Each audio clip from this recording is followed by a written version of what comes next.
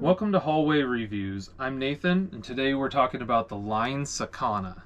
This is a 105 underfoot ski. I skied this in a 174, and it has a 15 meter turn radius, about 1,800 grams, so on the mid to lightweight side, especially for a 105 underfoot ski. Line, this guy's priced at about $800. I think it's $799.99 or something like that. As far as build, this is a Aspen Polonia wood core, and then it has line control, I think is what they call it. It's like a carbon strip with flax tape that runs right down the center of the ski. It's got pretty big tips and pretty wide tail. Definitely a fun shape, and in true Line style they have pretty fun graphics. This is, I think, a 2022 or 2023 graphic, and it's their white on black and black on white. Definitely a fun graphic.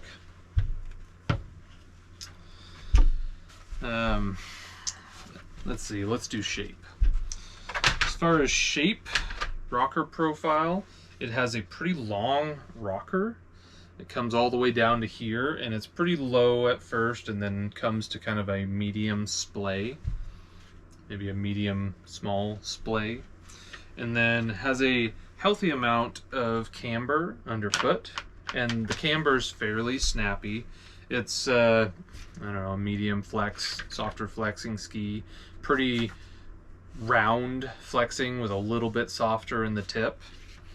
And then the tail is definitely unique. Has this swallowtail shape, and then the rocker in the tail is basically from that cutout of that swallowtail back, and that's the only rocker in the back. So a good amount of camber in this ski.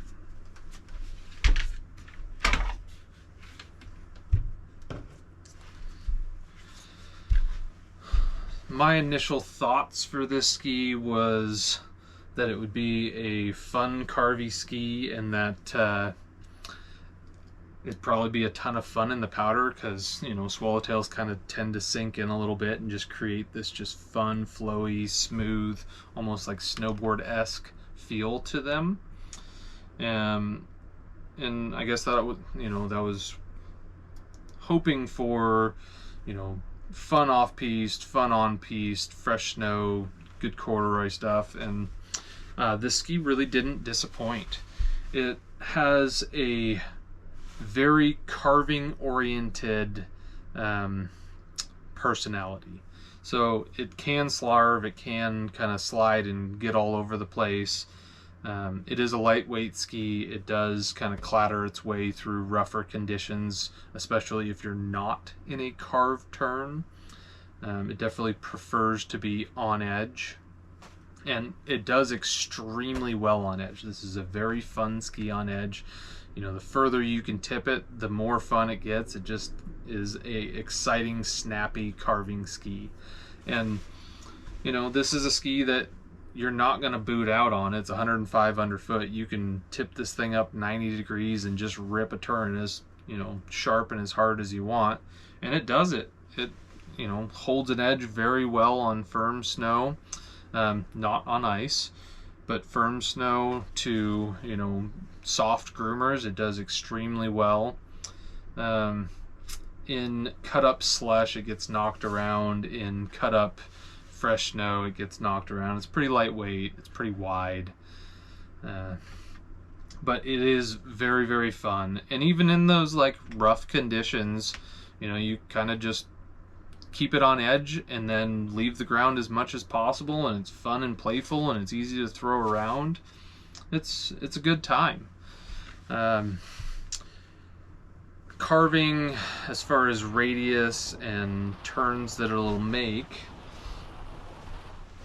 it, you know, doesn't really want to make long turns. It's a, you know, medium soft ski and fairly lightweight. You know, it gets knocked around quite a bit, but it does make really nice medium to short turns, and they're fun, super fun to do short turns on this guy. Off-piste performance, in fresh snow, the lighter, the fluffier the snow, the better. We tend to get a lot of like sticky, gross maritime goose snow here on the West Coast over in Washington, and this doesn't love that. But when you get those nice, fresh, you know, soft, fluffy powder days, this thing's a ton of fun. It just is super playful, and just bounce on it and jump around and, you know, stay light. And it's very fun and playful.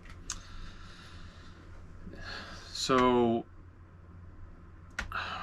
where I liked this the most was softer, fluffier, fresh powder and smooth groomers. You know, firm to soft was great.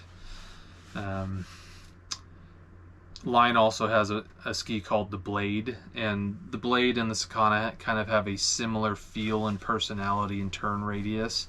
The Line Blade has a metal, kind of a cut up metal sheet in it. This is just wood, carbon, flax. So this one definitely, you know, has a preference to smoother terrain, whereas the Blade can kind of cut into rougher terrain. And actually the Blade is better in softer, rougher terrain for sure. It doesn't really grip well on firm snow, but this guy does. So I definitely liked it in the, you know, smooth, firm, soft conditions for carving, and then the softer powder.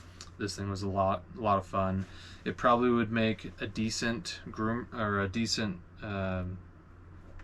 touring ski. You know, it'd be easy to hook on clips on the back, and it's definitely wide enough. Sharp enough edges to handle kind of like weird conditions, and definitely floaty enough. I did try the circle test, which I always like doing on all these skis, especially with these shorter 15 turn radius skis. And this guy did pretty well. I was able to get, you know, most of the way around on the circle test. And I'll try to add that footage in here. Durability, there's, you know, just your typical chips and nicks up on the tip from skiing with your feet a little close, but nothing to write home about. I've been out on these, I think probably four times so far, and I've had a blast on them. Definitely fun, definitely playful. You know, in true Line style, they're just fun, playful, super fun to throw around, and you know, you really can ski all over the mountain, you know, as long as you have stable feet and stable legs. You know, even the lightweight, you know, is not gonna be that big of a deal when you're going through chunky stuff. You just kind of stay light on your feet and ride it out, and it's great. So for who is this for? It's definitely for, you know, if you live in an area, you know, like that does very good grooming, and you tend to have colder conditions that hold up well to that grooming, this would be a super fun ski. You know, the Rockies probably would be a ton of fun. You know, anywhere east of us, you know, Mission Ridge or somewhere over in Idaho or, you know, Montana, like definitely would be a super fun ski for those areas. But anyway, that's pretty much it. It's it's fun. It's a blast. It's very playful and very carve oriented. So if that sounds like something that you'd be interested in, you should check this guy out. It definitely is fun. And we'll see you on the next one.